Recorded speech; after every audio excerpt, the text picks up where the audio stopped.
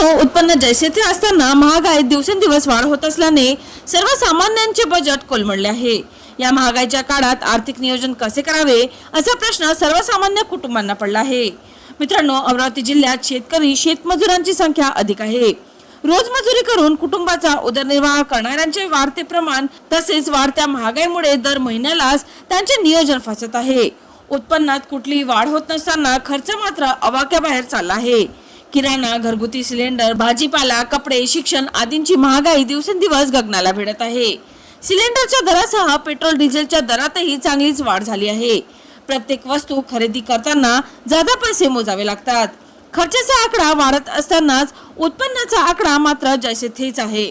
दैनंदिन व्यवहार भागविताना सर्वसामान्य कुटुंबांना चांगलीच कसरत करावी लागत आहे। त्यात सुखदुःखाचे कार्यक्रम, दवाखाना आला की पूर्णतः नियोजन कोलमडून जाते।